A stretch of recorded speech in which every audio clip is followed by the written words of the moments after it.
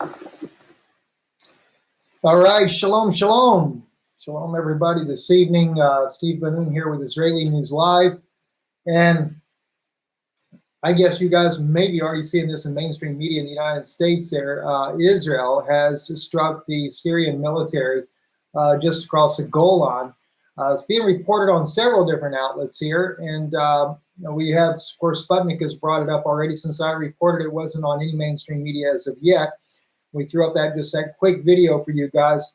But it says Israel forces targeted Syrian artillery after mortar fire near the Golan Heights. Now, what's troubling to me, though, I'm really beginning to think that the elite of the Israeli government has hijacked the identity of the Jewish people to begin with, because this is just not the true heart of the Jewish people to be doing what's going on in Syria. Now, I know immediately there's going to be those that would say that Israel is defending itself. They have warned again over and over and over that the Syrian government will bear responsibility for any types of mortars that fall inside of Israel, all right?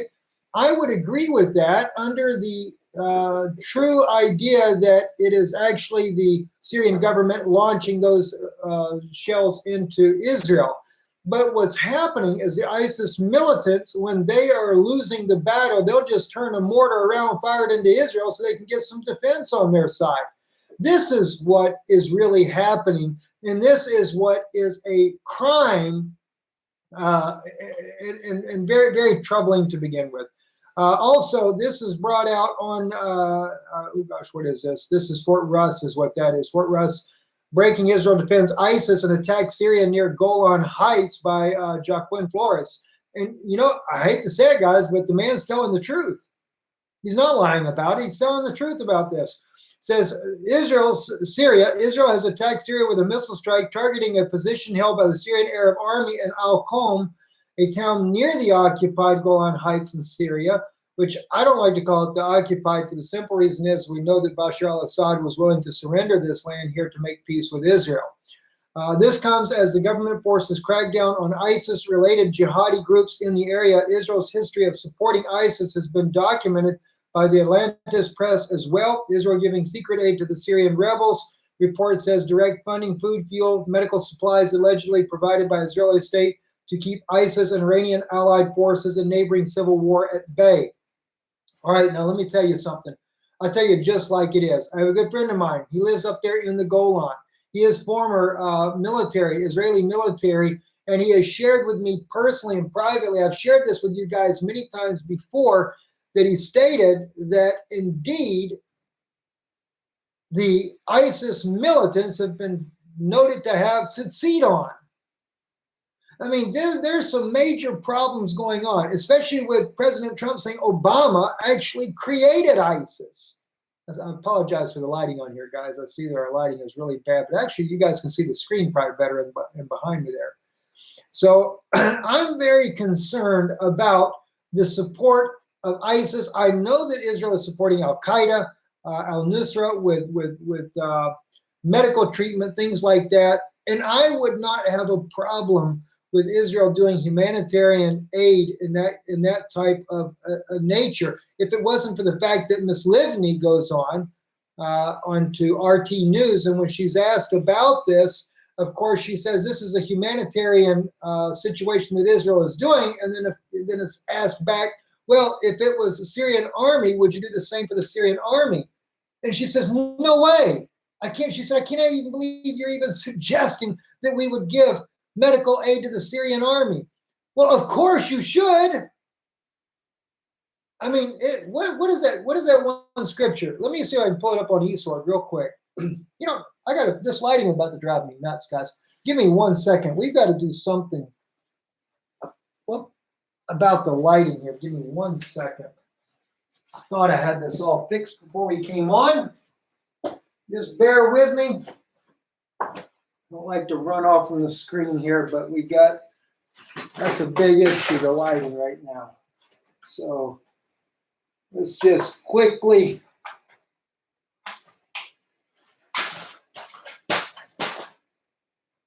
that should work better.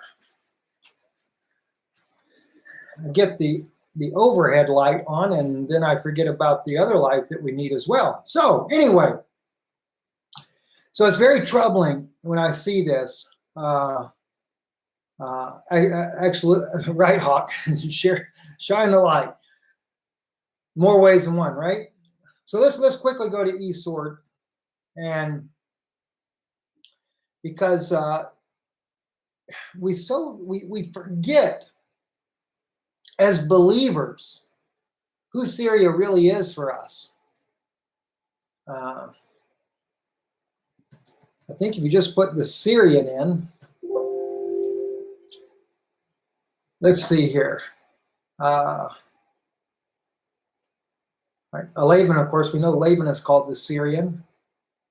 I think Abraham is actually called the Syrian as well. Let me just see. No, don't have it as Abraham.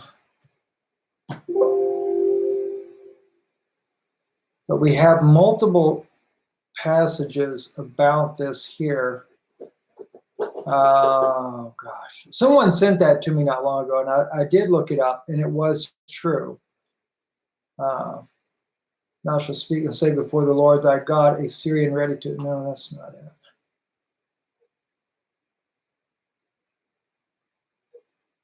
Oh, yeah, here, yeah, it is it. That is it. Deuteronomy 26:5. All right, I'm going to pull this up. I'm going to pull this up on memory. Some of you guys always ask, which one? It's memory-memory.org. All right, so we want Deuteronomy 26:5. Okay, and thou shalt speak and say before the Lord thy God, a wandering Armenian was my father.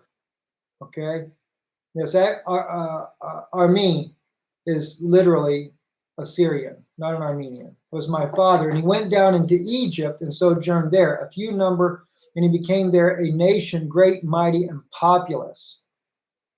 All right, Syrian is the right way to translate the word, not Armenian.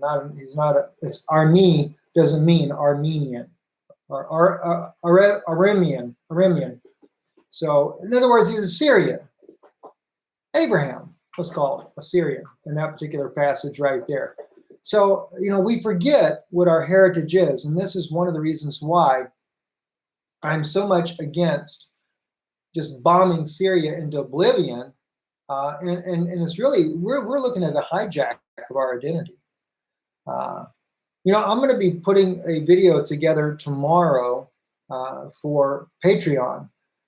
Those of you that, we got several people following us on Patreon, about 100 people on Patreon right now, Israeli News Live. And so if you want to check it out on there, Israeli News Live on Patreon, we are putting together videos there, things that I'm more concerned about would get us shut down here. We've only loaded one video thus far, but we will be loading another one here tomorrow on Patreon. So just encourage you to check that out. So getting back over here, we have this constant moving there and the support of ISIS that's inside the region. Today's strikes represent what could be moves of desperation on the part of the Zionist entity, and generally are meant to test the geopolitical waters. When we say the Zionist entity, now I know these guys don't mean it for good no matter what it is, but there is an evil Zionist movement, and that is a Rothschild-invented movement to try to overtake this entire region. But this does not reflect the true nature of the Jewish people. The true Jewish people that love God, that are there in the land, that are there to see the coming of the Mashiach, that's your true Jewish people. And just like we have, I think it's in Amos's prophecy there, we return to the land, and the remnant of Israel will be there in Zion forevermore. But at the same time that we return there, the Migdal Eder, the leaders of Israel, they're the ones that cause the crying. And is there no king in thee? There's no peace, etc. That's all caused by the leaders of Israel. So God separates between the leaders and the remnant itself that are in Israel. And by the way, they're there at the same time. So this nonsense about, well, the Jews that are there are not the real Jews, well, then God's not the real God then. Because you know, you have to go back and really do some research. Khazars are not exactly what people think they are. All right, this whole doctrine that, oh, the Jews in Israel are the Khazars is completely ludicrous. Are there Khazars there? Sure there is. Not saying that there's not. There definitely is. You know, but you have to remember, Israel went to that country. There was part of the groups of the children of Israel actually went there. But it doesn't mean that all the Jews are Khazars. I mean, that's just totally ludicrous. You know, I mean, I don't have time to get into that one right now. It's a different issue already. Let's move on real quick here. Also here, this is Damascus. And again, this shows what's going on. Constantly, even the airstrikes the U.S., French, and the British did helped give an advance for ISIS yet again. So it's not just the Israeli government helping to support ISIS, but the U.S. is still supporting ISIS. In a surprise attack, ISIS was able to seize dozens of buildings from the regime in Tataman district area as an extensive pounded amidst ongoing counterattack there. That's what we see happening here. They took out one of their tanks. They show in this video here a very serious battle going on there. We know that one of the tanks was destroyed in this battle here near Damascus. We don't know about the fate of the other tank there. But they were trying to repel ISIS back, and ISIS definitely did the overcoming in this particular attack right here. Something that's not made mainstream media as of yet there, just kind of give you guys a head up. And those of you, I'm sure you heard about the Iraqis launching airstrikes against ISIS positions in Syria. The U.S. is saying that they were working with the U.S. coalition to do this, but this is not according to the Iraqi Air Force. In fact, the Iraqi Air Force carried out the deadly airstrikes on the ISIS positions inside neighboring Syria, according to the Prime Minister of Iraq, in complete cooperation with President Bashar al-Assad's government, he stated. That is interesting. So, you know, that could be very dangerous for the U.S. coalition if the Iraqis end up starting to side with the Syrian government. The only thing I can really see coming out of this, though, is that they'll end up taking the leader out and putting another puppet in there that obeys exactly what the U.S. coalition wants them to do. By the way, too, you know I heard about this thing about Tucker Carlson disappearing for the last 3 days. According to his network, he'll be on tonight, 8 p.m. Eastern time in the United States here. I'm really curious to see what he says. Have they put the chain around his neck? Will he change his mind on Syria, or will he even come out more fighting against what's going on? I have seen that inside of Germany, there was a German journalist, television journalist, in fact, that went to Syria. He came back and absolutely stated that the evidence is overwhelming that the chemical attack in Syria was staged. Wow, you talking about going over like a lead balloon in Germany because they support the U.S. They were his colleagues were quickly saying that he had now become a pro-Assad, whatever you want to call it there. Very troubling. Now we see, too, the French connection, the Macron and Trump's political bromance blossoming after Syrian strikes. That's all it takes. Blow somebody completely out of the water and shoot off a lot of bombs, increase the economy for the U.S., and you become the good guy for the President of the United States, and vice versa for the French president. Troubling, isn't it? This is another situation that's happening quite a bit, guys. Erdogan's notorious intelligence agency, the MIT, snatches yet another citizen identified as Orsan Senyusel from the streets of Ankara, the capital of Turkey, in the middle of the night. This would be 17th reported kidnapping and forced disappearance case. I want to see if you guys can see. It's really, really wild how this Mr. Erdogan gets away with this. The guy over here in this car here is going to get out. This guy pulls up. They go nab him, and then another car pulls in and puts him in the car. You know, Erdogan is even bold enough to kidnap people in other countries. That's how evil and dubious this man is. It doesn't look like it's wanting to let us see this again. Let me just see if we get anything to work on it. I'll try to reload it like this, just to see. Aha, we'll get it this time.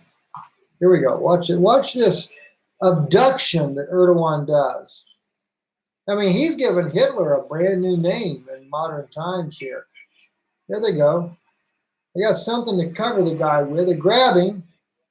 Guy's starting to pull and tug away. They get him covered up. They're forcing him, drugging him. There he goes. He's in the car and slam that door and off he'll go. Get his leg, man. They probably slammed the door on his legs to make sure they get him in. Once they got him in, boom, he's gone. Another abduction to the Erdogan government. What do you know? And nobody does anything about it. Nobody dares confront this man. Very troubling. Amichai Stein is reporting that over in Toronto, Canada, vandalizing and pedestrians, up to 10 people have been struck. This is the images that they're sharing right now of the incident there. You can see, not probably so well on you guys there, but you can see a lot of people gathered here on the sidewalk here. I can't tell if you got bodies down as far as from an aerial view there, but a very disturbing situation there on the ground in Canada there. Whether or not it's a false flag or not, still who knows, still too early to tell on that there. So many false flags are going on just to justify wars and everything else. Several people injured in a van plows into the pedestrians in Toronto. Cops says, this is the article on it now on Fox. Several people, Canada, were injured on Monday when a white van plowed into pedestrians. Police said the extent of their injuries is unknown at this time. This is a developing story. Check back for updates, says Fox. We just loaded this a few minutes ago, so we'll have to see how that works out. And this is kind of a little off subject here, but I just thought I'd throw this in here for you guys in concluding for today's kind of news broadcast here. Bus driver removed from position for praying with students. I kind of like his remark, though. He said that this what's missing is praying. But he got removed from his route, and they put him on a different route from what some people are saying there. But so Musa said Nathaniel was not fired, but he has not been assigned. He has not been assigned any routes since his removal from the route to Nasha Skola at a charter school with a large population of Russian immigrants. Nathaniel, pastor of an elite church in the Firstborn and for Grace Missionary Baptist Church in Minneapolis, said prayer is missing element from the lives of children and added that he believes prayer should be returned to public schools. The bus driver said he was surprised that anyone objected to the prayer, something he had began this winter as part of the pupils of a 2-hour ride to school. He said he had told the parents about it and denied the allegations that any children were ever forced to pray. The students would volunteer to lead the prayer. Nathaniel said he believes the cause of the complaint was that one students were disciplined for being rude. This is not the first time Nathaniel has been punished over his commitment to prayer. Well, God bless a man for wanting to pray for somebody. That's a good thing. I mean, I realize we don't necessarily know all the elements behind this, but I will say one thing. The reason why there's so much crime in the world today is because, indeed, Bibles were removed from school in America, as well as prayer removed from the school in America. And give them time. They'll take God out of the Pledge Allegiance and everything else. Just give them a little bit more time. I'm Steve Ben-Nun. You're watching Israeli News Live. Thank you guys for watching this evening here. I'll be talking to you again tomorrow. Shalom.